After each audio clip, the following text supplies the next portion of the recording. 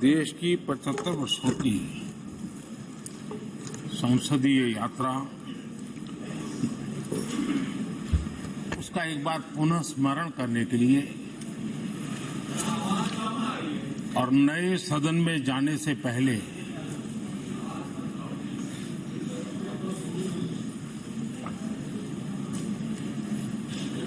उन प्रेरक पड़ाव को, इतिहास की महत्वपूर्ण घड़ी को स्मरण करते हुए आगे बढ़ने का ये अवसर है। हम सब इस ऐतिहासिक भवन से विदा ले रहे हैं।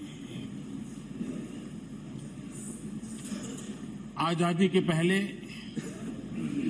ये सदन इंपीरियल लेजिस्लेटिव काउंसिल का स्थान हुआ करता था। आजादी के बाद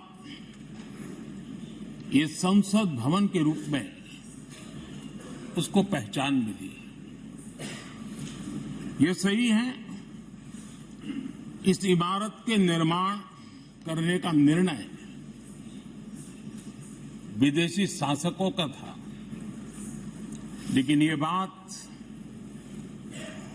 हम न कभी भूल सकते हैं और हम गर्व से कह सकते हैं कि इस भवन के निर्माण में पसीना मेरे देशवासियों का लगा था, परिश्रम मेरे देशवासियों का लगा था और पैसे भी मेरे देश के लोगों के।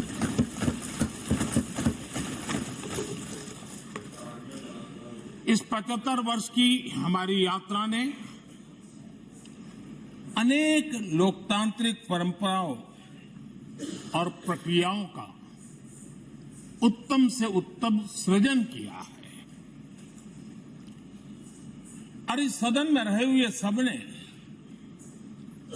उसमें सक्रियता से योगदान भी दिया है और साक्षी भाव से उसको देखा भी है। हम भले नए भवन में जाएंगे, लेकिन पुराना भवन भी, ये भवन भी आने वाली पीढ़ियों को हमेशा हमेशा प्रेरणा देता रहेगा।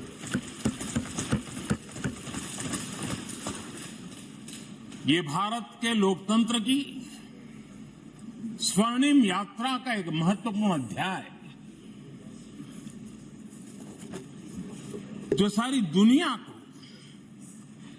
भारत की रगों में लोकतंत्र का सामर्थ्य कैसे है, इसका परिचित कराने का काम इस इमारत से होता रहेगा। आदरणीय अध्यक्ष जी,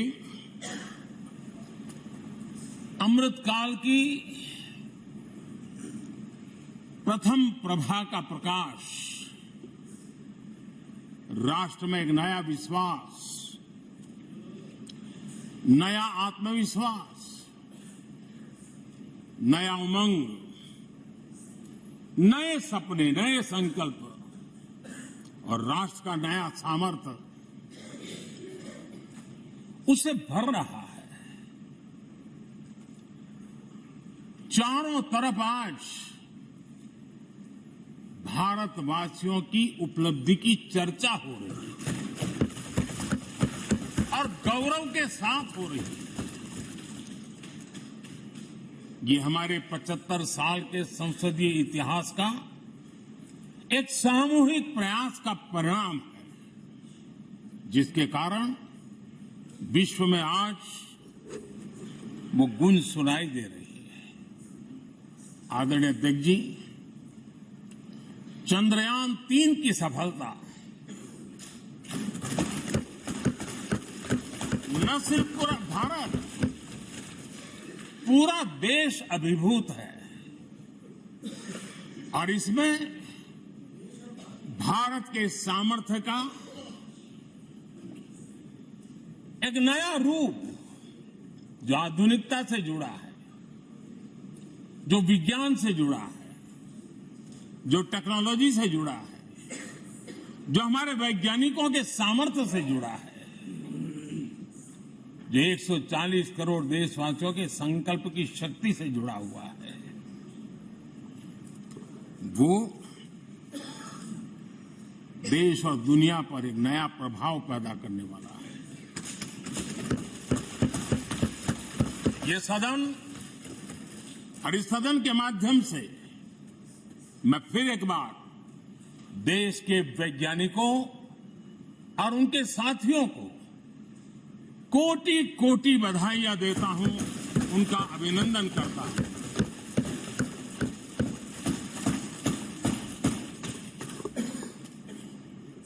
आदरणीय अध्यक्ष जी, ये सदन ने भूतकाल में जब नेम की समिट हुई थी, सर्वसम्मति से प्रस्ताव पारित करके देश के इस प्रयास को सराहा था। आज G20 की सफलता को भी आपने सर्वसम्मति से सराहा है। मैं मानता हूं देशवासियों का आपने गौरव बढ़ाया है, मैं आपका आभार व्यक्त करता हूं। G20 की सफलता 140 करोड़ देशवासियों की है। ये भारत की सफलता है, किसी व्यक्ति की सफलता नहीं है, किसी दल की सफलता नहीं है।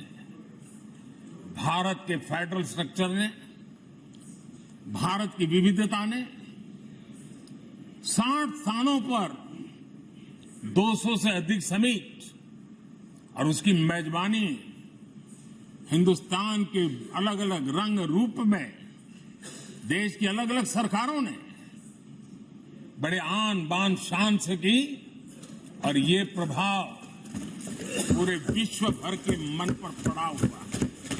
ये हम सबके सेलिब्रेट करने वाला विषय है, देश के गौरवगान को बढ़ाने वाला है।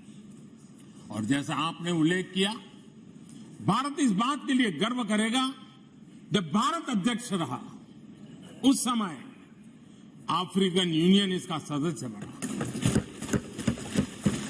मैं उस इमोशनल पल को भूल नहीं सकता जब अफ्रीकन यूनियन की घोषणा हुई और अफ्रीकन यूनियन के प्रेसिडेंट, उन्होंने एक इंटरव्यू में कहा कि मेरे जीवन में ऐसी पल थी, शायद मैं बोलते बोलते रो पड़ूंगा। आप कल्पना कर सकते हैं कि कितनी बड़ी अपेक्षा और आशाएं पूरी करने का काम भारत के भाग्य में आया। आदरणीय अध्यक्ष जी, भारत के प्रति शक करने का एक स्वभाव कई लोगों का बना हुआ है, और जब आजादी मिली तब से चल रहा है। इस बार भी यही था, कोई डिक्लेरेशन नहीं होगा, असंभव है। लेकिन ये भारत की ताकत है कि वह भी हुआ, और विश्व सर्वसम्मति से एक साझा घोषणा पत्र लेकर के आगे का रोड मैप लेकर के यहां से प्रारंभ हुआ है। और अध्यक्ष जी, आपके नेतृत्व में, क्योंकि भारत की अध्यक्षता नवंबर के आखिरी दिन तक है, इसलिए अभी हमारे पास जो समय है उसका उपयोग हम करने वाले हैं। और आपकी अध्यक्षता में दुनिया भर के ये जो G20 के सदस्य हैं, P20 पार्लियामेंट के स्पीकर्स की एक समिट जैसे आपने घोषणा की, सरकार का आपके इस प्रयासों को पूरा समर्थन रहेगा, पूरा सहयोग रहेगा। आदरणीय अध्यक्ष जी, हम सबके लिए गर्व की बात है कि आज भारत विश्व मित्र के रूप में अपनी जगह बना पाया है। पूरा विश्व भारत में अपना मित्र खोज रहा है, पूरा विश्व भारत की मित्रता को अनुभव कर रहा है, और उसका मूल कारण है हमारे जो संस्कार है, वेद से विवेकानंद तक जो हमने पाया है। सबका साथ सबका विकास का मंत्र आज विश्व को हमें साथ लाने में जोड़ रहा है। आदरणीय अध्यक्ष जी, ये सदन से विदाई लेना एक बहुत ही भावुक पल है। परिवार भी अगर पुराना घर छोड़कर के नए घर जाता है तो बहुत सारी यादें कुछ पल के लिए उसको झकझोर देती है। और हम जब ये सदन को छोड़ के जा रहे हैं तो हमारा मन मस्तिष्क भी उन भावनाओं से भरा हुआ है, अनेक यादों से भरा हुआ है। खट्टे मीठे अनुभव भी रहे हैं, नोकझोंक भी रही है, कभी संघर्ष का माहौल भी रहा है और कभी इसी सदन में उत्सव और उमंग का माहौल भी रहा है। ये सारी स्मृतियां हमारे साथ हम सबकी साझी स्मृतियां हैं, ये हम सबकी साझी विरासत है और इसलिए इसका गौरव भी हम सबका साझा है।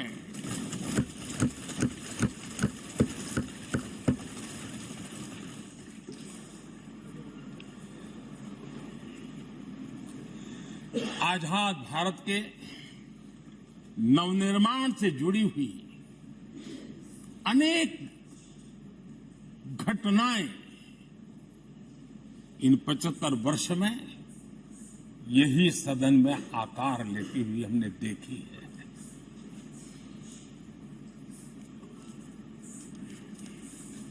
आज हम जब इस सदन को छोड़ करके नए सदन की ओर प्रस्थान करने वाले हैं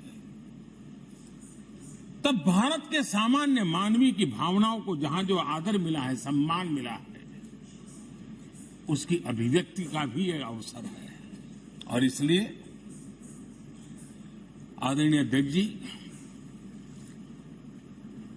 मैं पहली बार जब संसद का सदस्य बना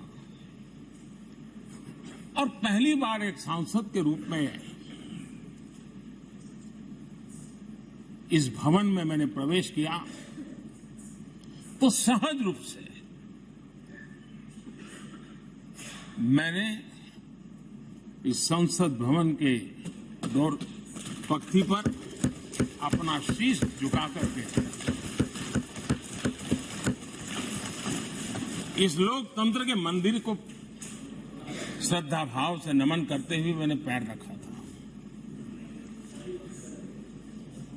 वो पल मेरे लिए भावनाओं से भरी हुई थी, मैं कल्पना नहीं कर सकता था। लेकिन भारत के लोकतंत्र की ताकत है, भारत के सामान्य मानवीय की लोकतंत्र के प्रति श्रद्धा का प्रतिबिंब है कि रेलवे प्लेटफॉर्म पर गुजारा करने वाला एक गरीब परिवार का बच्चा पार्लियामेंट पहुंच गया।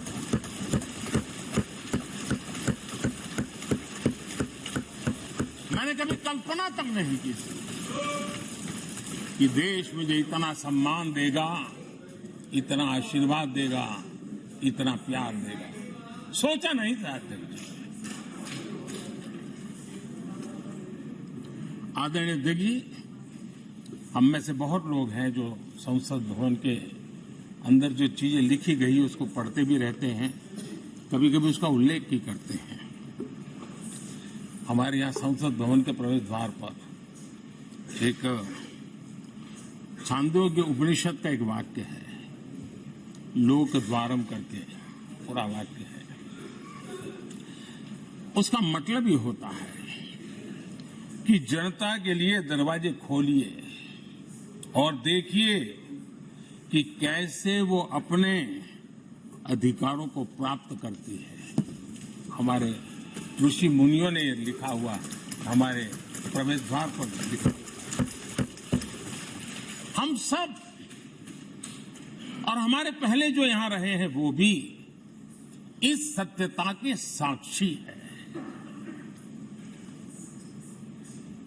आदरणीय अध्यक्ष जी, समय रहते जैसे जैसे वक्त बदलता गया, ये हमारे सदन की संरचना भी निरंतर बदलती रही है। और अधिक समावेशी बनती गई है। समाज के हर वर्ग का प्रतिनिधि विविधताओं से भरा हुआ इस सदन में नजर आता है। अनेक भाषाएं हैं, अनेक बोलियां, अनेक पहरवेश है, अनेक खान पान है। सदन के अंदर सब कुछ है और समाज के सभी तबके के लोग, चाहे वो सामाजिक रचना के हो, चाहे आर्थिक रचना के हो, चाहे गांव या शहर के हो, एक प्रकार से पूर्ण रूप से समावेशी वातावरण सदन में पूरी ताकत के साथ जन सामान्य की इच्छा आकांक्षाओं को प्रकट करता रहा है। दलित हो, पीड़ित हो, आदिवासी हो, पिछड़े हो, महिलाएं हो, हर एक का धीरे धीरे धीरे योगदान बढ़ता चला गया है। आदरणीय अध्यक्ष जी, प्रारंभ में महिलाओं की सदस्य संख्या कम थी, लेकिन धीरे धीरे माताओं बहनों ने भी इस सदन की गरिमा को बढ़ाया है। इस सदन के गरिमा में बहुत बड़ा बदलाव लाने में उनका योगदान रहा है। आदरणीय अध्यक्ष जी, प्रारंभ से अब तक एक मोटा हिसाब लगाता था, करीब 7,500 से अधिक जनप्रतिनिधि दोनों सदनों में मिलाकर के योगदान दे चुके हैं। इतने सालों में 7,500 से करीब ज्यादा। इस कालखंड में करीब 600 महिला सांसदों ने भी इस सदन की गरिमा को बढ़ाया है, दोनों सदन की। और आदरणीय अध्यक्ष जी, आप जानते हैं कि इस सदन में आदरणीय इंद्रजीत गुप्ता जी 43 ईयर, अगर मेरी गलती नहीं हो तो 43 ईयर इस सदन में लंबा समय बैठ करके इस सदन के साक्षी बनने का उनको सौभाग्य मिला। और यही सदन है आदरणीय अध्यक्ष जी जहां शकीकुर रहमान जी 93 की एज में भी सदन में अपना योगदान देते रहे, जबकि उनकी उम्र 93। और आदरणीय अध्यक्ष जी, ये भारत के लोकतंत्र की ताकत है कि 25 साल की उम्र की चंद्रमणि मुर्मू इस सदन की सदस्य बनी थी। सिर्फ 25 साल की उम्र की, सबसे छोटी उम्र की सदस्य बनी थी। आदरणीय अध्यक्ष महोदय, वाद विवाद, कटाक्ष, ये सब कुछ हम सबने अनुभव किया है, हम सबने इनिशिएट भी किया है, कोई बात नहीं रही है। लेकिन उसके बावजूद भी शायद जो परिवार भाव हम लोगों के बीच में रहा है, हमारे पहले की पीढ़ियों में भी रहा है, जो लोग प्रचार माध्यमों से हमारा यहाँ का रूप देखते हैं और बाहर निकलते ही हमारा जो अपनापन होता है, परिवार भाव होता है, वो एक अलग ही ऊंचाई पर ले जाता है। और ये भी इस सदन की ताकत है, एक परिवार भाव। और उसके साथ साथ हम कभी कड़वाहट पाल करके नहीं जाते हैं। हम उसी प्यार से सदन छोड़ने के कई वर्षों के बाद भी मिल जाए तो भी उस प्यार को कभी भूलते नहीं है, उस स्नेह भरे याद दिनों को भूलते नहीं है। वो मैं अनुभव कर सकता हूं। आदरणीय अध्यक्ष जी, हमारे पहले भी और वर्तमान भी हमने कई बार देखा है कि अनेक संकटों के बावजूद भी, अनेक असुविधाओं के बावजूद भी सांसद सदन में आए हैं और उन्होंने शारीरिक पीड़ा भी असह्य हो तो भी सदन में एक सांसद के रूप में, जनप्रतिनिधि के रूप में अपना कर्तव्य निभाया है। ऐसी अनेक घटनाएं आज हमारे सामने हैं। गंभीर गंभीर बीमारियों के बावजूद भी कोई व्हीलचेयर में आना पड़ा, किसी को डॉक्टरों को बाहर खड़े रख करके अंदर आना पड़ता, लेकिन सभी सांसदों ने कभी न कभी इस प्रकार से अपनी भूमिका निभाई। कोरोना काल हमारे सामने उदाहरण है। हर परिवार में रहता था कहीं बाहर जाए तो मौत को बुलावा न दे दे, उसके बावजूद भी हमारे माननीय सांसद दोनों सदन में कोरोना काल के इस संकट की घड़ी में भी सदन में आए, अपना कर्तव्य निभाया। हमने राष्ट्र का काम रुकने नहीं दिया। आवश्यकता पड़ी, डिस्टेंस रखना भी था और बार बार टेस्टिंग भी करना पड़ता था। सदन में आते थे लेकिन मास्क पहनना पड़ता था। बैठने की रचना भी अलग अलग की, समय भी बदले गए। हर चीज के साथ राष्ट्र का काम रुकना नहीं चाहिए, इस भाव से सभी सदस्यों ने इस सदन को अपने कर्तव्य का महत्वपूर्ण अंग माना, संसद को चलाए रखा। और मैंने देखा है कि इस सदन से इतना लगाव लोगों का रहता है कि पहले कभी हम देखते थे कोई 30 साल पहले सांसद रहा होगा, कोई 35 साल पहले रहा होगा, लेकिन वो सेंट्रल हॉल तो जरूर आएगा। जैसे मंदिर जाने की आदत होती है वैसे इनको सदन में आने की आदत है। इस जगह का लगाव बन जाता है, एक आत्मीय भाव से जुड़ाव हो जाता है। और ऐसे बहुत से पुराने लोग हैं जो आते जाते भी मन करता है जरा चलो एक चक्कर काटते। आज उनका जनप्रतिनिधि के नाते दायित्व तो नहीं है, लेकिन भूमि के प्रति उनका लगाव हो जाता है। ये सामर्थ्य होता है इस सदन का। आदरणीय अध्यक्ष महोदय, आजादी के बाद बहुत बड़े बड़े विद्वान लोगों ने बहुत आशंकाएं व्यक्त की थी, पता नहीं देश का क्या होगा, चल पाएगा कि नहीं चल पाएगा, एक रहेगा कि बिखर जाएगा, लोकतंत्र बना रहेगा नहीं, 50। लेकिन इस देश की संसद की ताकत है कि पूरे विश्व को गलत सिद्ध कर दिया और ये राष्ट्र पूरे सामर्थ्य के साथ आगे बढ़ता रहा। और इस विश्वास से कि हम भले आशंकाएं होंगी, घने काले बादल होंगे, लेकिन सफलता प्राप्त करते रहेंगे। और ये हम सब लोगों ने, हमारी पुरानी पीढ़ियों ने मिलकर के इस काम को करके दिखाया है। इसका गौरवगान करने का ये अवसर है। आदरणीय अध्यक्ष जी, इसी भवन में 2 साल 11 महीने तक संविधान सभा की बैठकें हुई और उसने देश के लिए एक मार्गदर्शक जो आज भी हमें चलाता है, हमारे संविधान दिया। और 26 नवंबर 1949 को जो संविधान हमें मिला वो 26 जनवरी 1950 को लागू हुआ। इन 75 वर्षों में सबसे बड़ा जो अचीवमेंट है वो ये है कि देश के सामान्य मानवी का इस संसद पर विश्वास बढ़ता ही गया है। और लोकतंत्र की सबसे बड़ी ताकत यही है कि इस महान संस्था के प्रति, इस महान इंस्टीट्यूशन के प्रति, इस व्यवस्था के प्रति उनका विश्वास अटूट रहे, विश्वास उनका बना रहे। इन 75 वर्षों में हमारी संसद ने जन भावनाओं की अभिव्यक्ति का भवन भी बना दिया। यहां जन भावनाओं की पुरजोश अभिव्यक्ति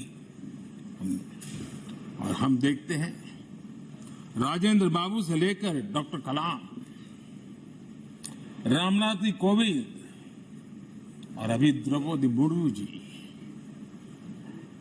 इन सब के संबोधन का लाभ हमारे सदनों को मिला है, उनका मार्गदर्शन मिला है। आदरणीय अध्यक्ष जी, पंडित नेहरू जी, शास्त्री जी, वहां से लेकर के अटल जी, मनमोहन सिंह जी तक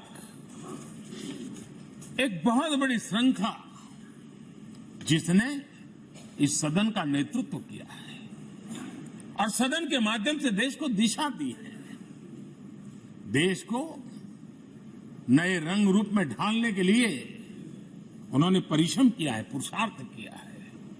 आज उन सबका गौरवगान करने का भी अवसर है। आदरणीय अध्यक्ष जी, सरदार वल्लभ भाई पटेल, लोहिया जी, चंद्रशेखर जी, आडवाणी जी, न जाने अनगिनत नाम जिन्होंने हमारे इस सदन को समृद्ध करने में, चर्चाओं को समृद्ध करने में, देश के सामान्य से सामान्य व्यक्ति की आवाज को ताकत देने का काम इस सदन में किया है। विश्व के भी अनेक राष्ट्राध्यक्षों ने हमारे इन सदनों को संबोधित करने का भी अवसर आए हैं और उनकी बातों में भी भारत के लोकतंत्र के प्रति आदर का भाव व्यक्त हुआ है। आदरणीय अध्यक्ष जी, उमंग उत्साह के पल के बीच भी कभी सदन की आंख से आंसू भी बहे। ये सदन दर्द से भर गया जब देश को 3 अपने प्रधानमंत्री उनको अपने कार्यकाल में ही खोने की नौबत आई, नेहरू जी, शास्त्री जी और इंदिरा जी। तब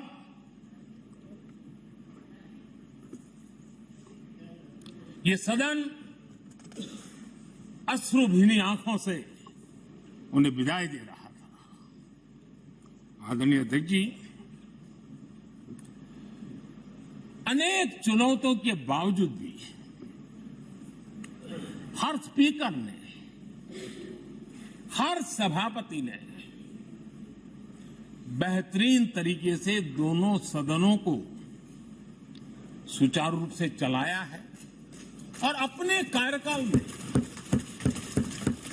उन्होंने जो निर्णय किए हैं वो निर्णय मावलंकर जी से काल से शुरू हुए हो या सुमित्रा जी के कालखंड के हो या बिरला जी के, आज भी उन निर्णयों को रेफरेंस पॉइंट माना जाता है। ये काम हमारे करीब 17 स्पीकर और उसमें 2 हमारी महिला स्पीकर ने भी, और मावलंकर जी से लेकर के सुमित्रा ताई तक और बिरला जी का मार्गदर्शन आज भी हमें मिल रहा है। हर एक ने अपनी अपनी शैली रही है, लेकिन उन्होंने सबको साथ लेकर के नियमों कानूनों के बंधन में इस सदन को हमेशा ऊर्जावान बनाए रखा है। मैं आज उन सभी स्पीकर महोदय को भी आज वंदन करता हूं, अभिनंदन करता हूं। आदरणीय अध्यक्ष जी, ये सही है कि हम जनप्रतिनिधि अपनी अपनी भूमिका निभाते हैं, लेकिन सातत्यपूर्ण तरीके से हमारे बीच जो ये टोली बैठती है उनकी भी कई पीढ़ियां बदल गई है। कभी कागज लेके दौड़ के आते हैं, उनका भी योगदान कम नहीं है।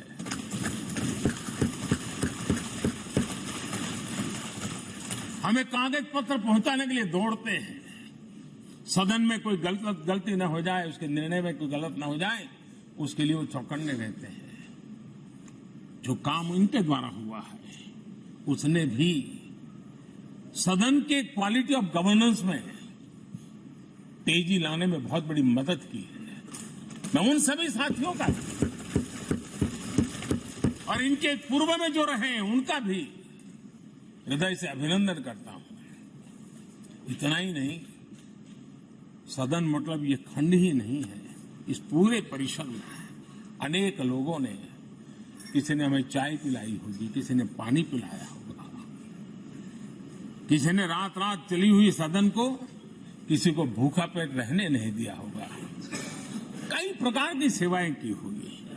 किसी ने माली ने इसके बाहर के एनवायरनमेंट को संभाला होगा, किसी ने इसकी सफाई की होगी। न जाने कितने ही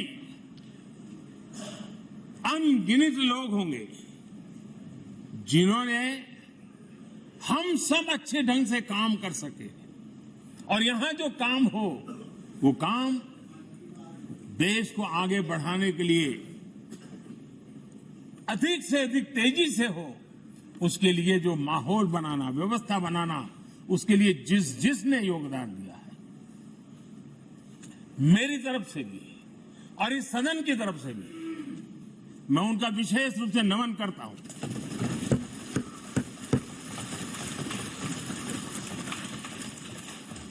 आदरणीय अध्यक्ष जी, लोकतंत्र का ये सदन, आतंकी हमला हुआ,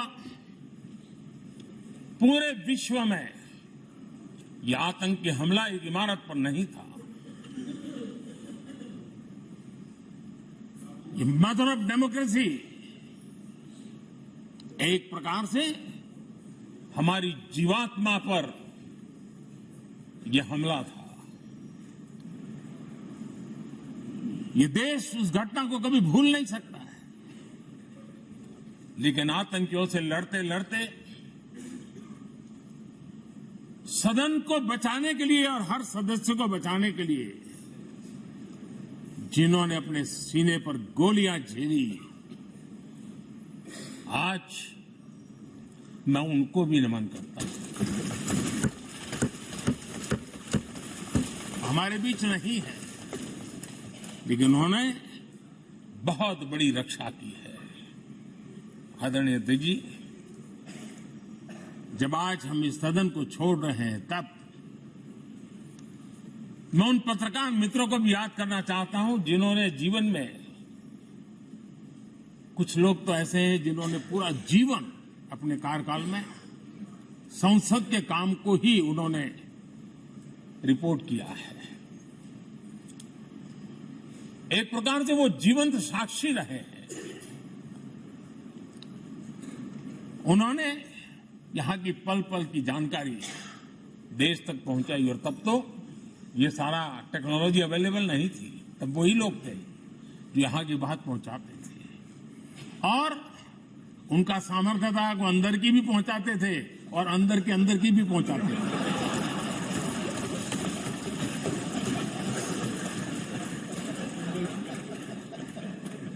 और मैंने देखा कि ऐसे पत्रकारिता जिन्होंने संसद को कवर किया,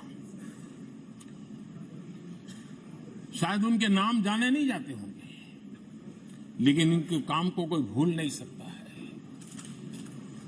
और खबरों को लिए नहीं, भारत की इस विकास यात्रा को संसद भवन से समझने के लिए उन्होंने अपनी शक्ति खपा दी थी। आज भी पुराने जो पत्रकार मित्र मिल जाते हैं और जिन्होंने कभी संसद को कवर किया हो, तो ऐसी अननोन चीजें बताते हैं जो उन्होंने अपनी आंखों से देखी होती, कान से सुनी होती है, जो अचरज करने वाली होती है। यानी एक प्रकार से जैसी ताकत यहां की दीवारों की रही है, वैसा ही दर्पण उनकी कलम में रहा है, और उस कलम ने देश के अंदर संसद के प्रति, संसद सदस्यों के प्रति एक अहोभाव का भाव जगाया है। मैं आज, कई पत्रकार बंधु होंगे जो रहे नहीं होंगे, लेकिन मेरे लिए जैसा ये सदन छोड़ना भावुक पल है, मैं पक्का मानता हूं इन पत्रकार बंधुओं के लिए भी ये सदन छोड़ना उतना ही भावुक पल होगा, क्योंकि इनका लगाव हमसे भी ज्यादा रहे। कुछ तो पत्रकार ऐसे होंगे जो हम लोगों की टर्म से भी समय उन्होंने काम किया होगा। आज उनके उस महत्वपूर्ण लोकतंत्र की ताकत बनने के लिए योगदान देने के लिए भी याद करने का अवसर है। आदरणीय अध्यक्ष जी, जब हम सदन के अंदर आते हैं, हमारे यहां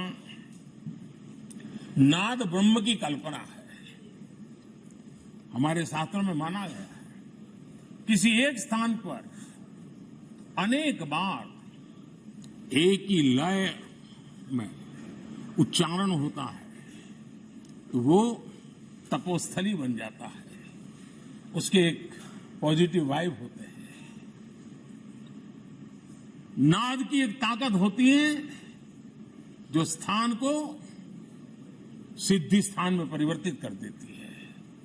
मैं मानता हूं ये सदन भी उस 7,500 हजार जनप्रतिनिधियों के द्वारा बार बार जो शब्द गूंजे हैं, जो वाणी यहां गूंजी है, उसने इस सदन में हम बैठकर आगे चर्चा करें या ना करें, लेकिन इसकी गूंज इसे तीर्थ क्षेत्र बना देती है।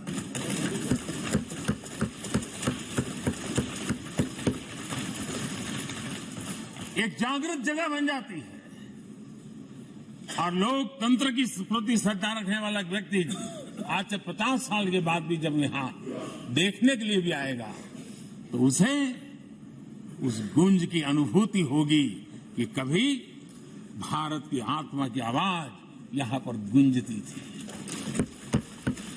और इसलिए अध्यक्ष महोदय, ये वो सदन है जहां कभी भगत सिंह, बटुकेश्वर दत्त, उन्होंने अपनी वीरता सामर्थ्य से अंग्रेज सल्तनत को जगा दिया था बम का धमाका करके। वो बम की गूंज भी जो देश का भला चाहते हैं उनको कभी सोने नहीं देती। आदरणीय अध्यक्ष जी, ये वो सदन है जहां पंडित जी को इसलिए भी याद किएगा, अनेक बातों के लिए याद करेगा, लेकिन हम जरूर याद करेंगे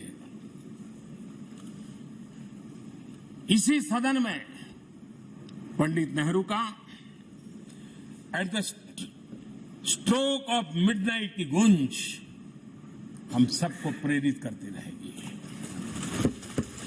और इसी सदन में अटल जी ने कहा था, वो शब्द आज भी गूंज रहे हैं इस सदन में, सरकारें आएगी जाएगी, पार्टियां बनेगी बिगड़ेगी, लेकिन ये देश रहना चाहिए।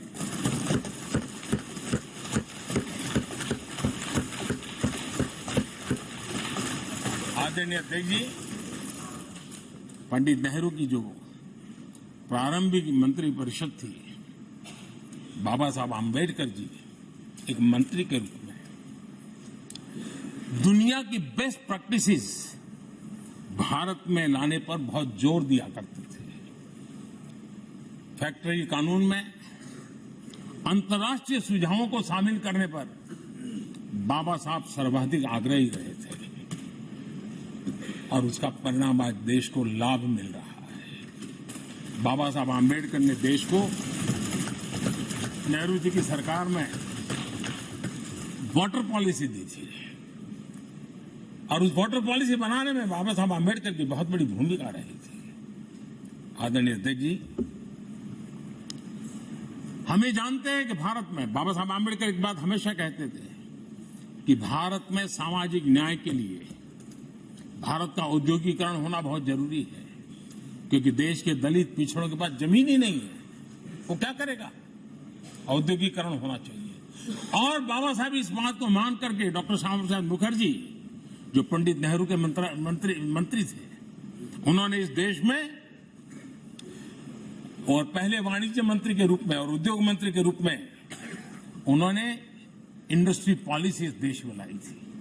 आज भी कितनी ही इंडस्ट्री पॉलिसी बने, लेकिन उसकी आत्मा वही होती है जो पहली सरकार के थी और उनका भी बहुत बड़ा अहम योगदान रहा था। आदरणीय अध्यक्ष जी, लाल बहादुर शास्त्री जी ने 65 के युद्ध में हमारे देश के जवानों में का हौसला बुलंद करना, उनके सामर्थ्य के लिए को पूरी तरह राष्ट्र में झोंक देने की प्रेरणा इसी सदन में से दी थी लाल बहादुर शास्त्री का। और यहीं पर उन्होंने ग्रीन रिवॉल्यूशन के लिए एक मजबूत नींव लाल बहादुर शास्त्री जी ने रखी थी। आदरणीय अध्यक्ष जी, बांग्लादेश की मुक्ति का आंदोलन और उसका समर्थन भी इसी सदन ने इंदिरा गांधी के नेतृत्व में किया था। इसी सदन ने इमरजेंसी में लोकतंत्र पर होता हुआ हमला भी देखा था और इसी सदन ने भारत के लोगों की ताकत को एहसास कराते हुए मजबूत लोकतंत्र की वापसी भी इसी सदन ने देखी थी। वो राष्ट्रीय संकल्प भी देखा था, ये सामर्थ्य भी देखा था। आदरणीय अध्यक्ष जी, ये सदन इस बात का हमेशा ऋणी रहेगा क्योंकि इसी सदन में हमारे पूर्व प्रधानमंत्री चरण सिंह जी ने ग्रामीण मंत्रालय का गठन किया था, रूरल डेवलपमेंट मिनिस्ट्री। इसी सदन में मतदान की उम्र 21 से 18 करने का निर्णय हुआ था और देश की युवा पीढ़ी को इसका योगदान देने के लिए प्रेरित किया गया, उत्साहित किया गया था। हमारे देश ने गठबंधनों की सरकारें देखी, पीपी सिंह जी हो, चंद्रशेखर जी, और बाद में एक सिलसिला चला।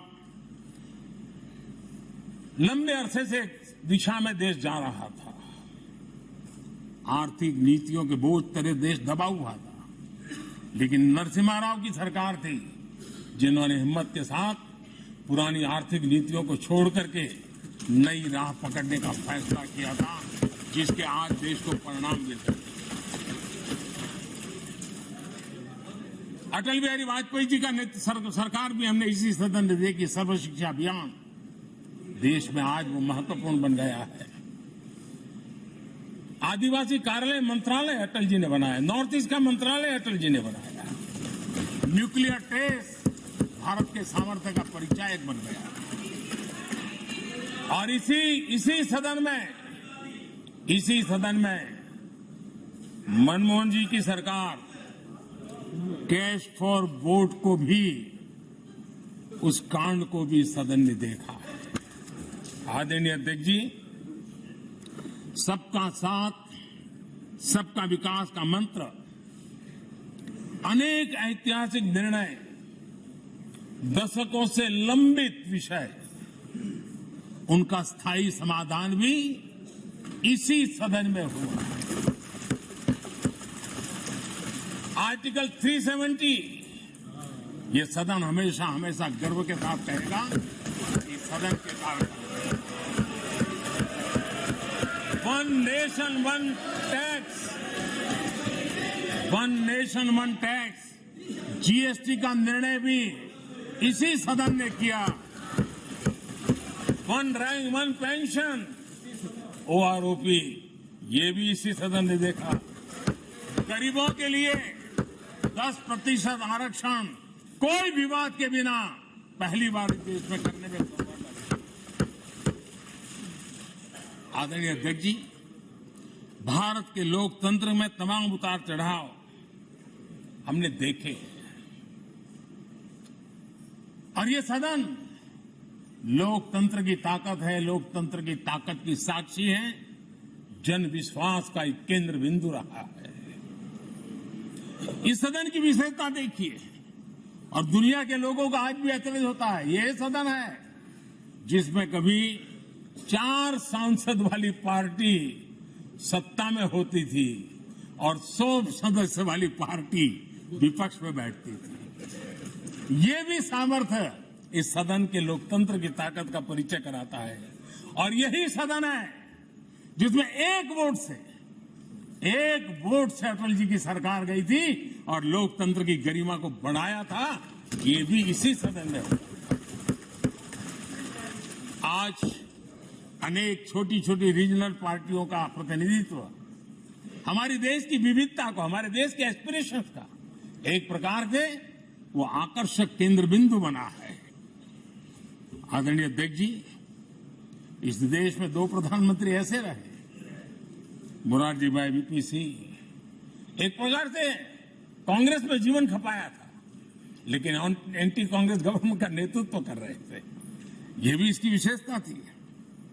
और हमारे नरसिम्हा राव जी, वो तो बिस्तर गोल करके घर जाने की तैयारी कर रहे थे, निवृत्ति की घोषणा कर चुके थे, लेकिन यही लोकतंत्र की ताकत देखिए, सदन की ताकत देखिए, वो प्रधानमंत्री के रूप में 5 साल हमारी सेवा करें।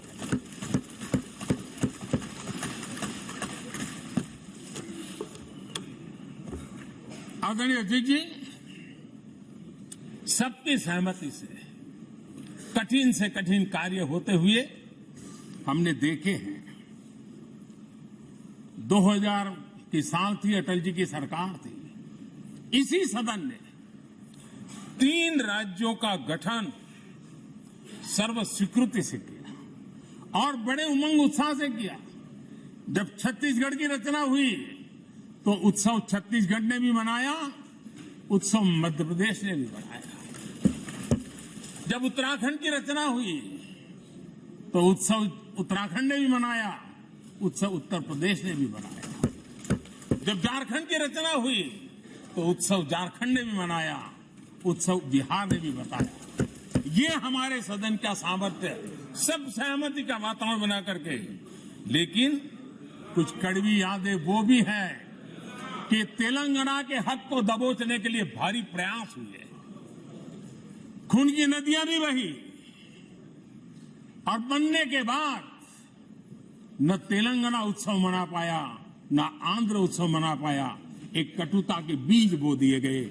अच्छा होता उसी उमंग और उत्साह के साथ हम तेलंगाना का निर्माण करते तो एक नई ऊंचाई पर आज तेलंगाना पहुंच चुका होता। आदरणीय अध्यक्ष जी, संविधान सभा ने, आदरणीय अध्यक्ष जी, इस सदन की परंपरा रही है।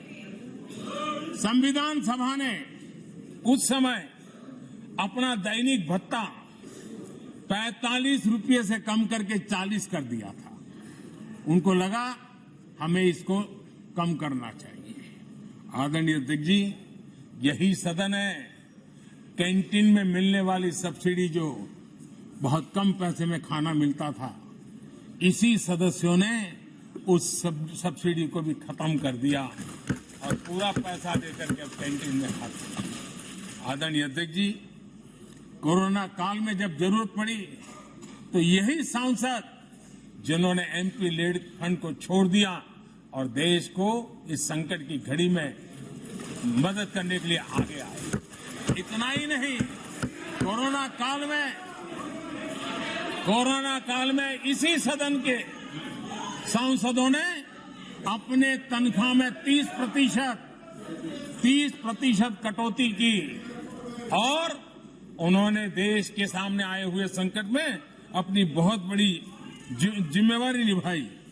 आदरणीय अध्यक्ष जी, हम गर्व से कह सकते हैं, ये सदन में बैठे हुए लोग भी कह सकते हैं, हमारे पूर्वज जो सदन में बैठे थे वो भी कह सकते हैं कि हम ही लोग हैं जिन्होंने हम पर डिसिप्लिन लाने के लिए हमारे यहां जनप्रतिनिधित्व कानून में समय समय पर कठोरता बरती। नियम हमने ही लादे, हमने ही तय किया कि नहीं, जनप्रतिनिधि के जीवन में ये नहीं हो सकता। मैं मानता हूं ये जीवंत लोकतंत्र का बहुत बड़ा उदाहरण है और ये सदन ने दिया है, यही माननीय सांसदों ने दिया है और हमारी पुरानी पीढ़ी के सांसदों ने दिया है। और मैं मानता हूं कि कभी कभी उन चीजों को भी याद करना चाहिए। आदरणीय अध्यक्ष जी, हम जो वर्तमान सांसद हैं उनके लिए तो ये विशेष सौभाग्य का अवसर है। सौभाग्य का अवसर इसलिए है कि हमें इतिहास और भविष्य दोनों की कड़ी बनने का अवसर मिला है।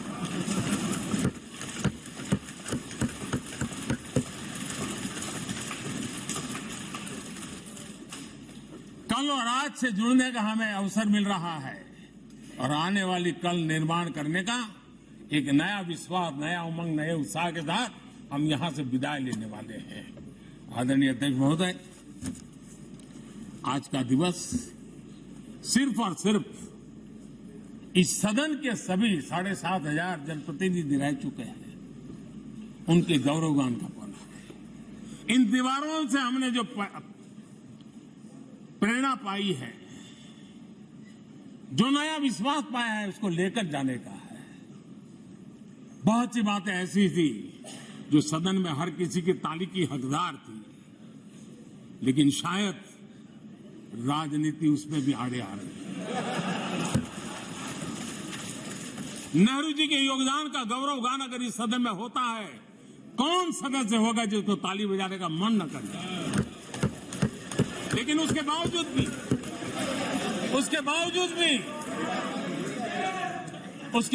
भी देश के लोकतंत्र के लिए बहुत जरूरी है हम सब ने अपने यहां सोच लें। आदरणीय अध्यक्ष जी, मुझे पूरा विश्वास है कि आपके मार्गदर्शन में और इस अनुभवी माननीय सांसदों के सामर्थ्य से हम नई संसद में जब जाएंगे तो नए विश्वास के साथ जाएंगे। मैं फिर एक बार आज पूरा दिवस आपने इन पुरानी स्मृतियों को ताजा करने के लिए दिया, एक अच्छे वातावरण में सबको याद करने का मौका दिया। इसके लिए मैं आप सबका आपका हृदय से आभार व्यक्त करता हूं और मैं सभी सदस्यों से आग्रह करूंगा कि अपने जीवन की ऐसी मधुर यादों को यहां हम जरूर व्यक्त करें ताकि देश तक पहुंचे कि सचमुच में ये हमारा सदन, ये हमारे जनप्रतिनिधियों की गतिविधि सच्चे अर्थ में देश को समर्पित है, इसका भाव लोगों के तक पहुंचे। इसी एक अपेक्षा के साथ मैं फिर एक बार इस धरती को प्रणाम करता हूं, इस सदन को प्रणाम करता हूं।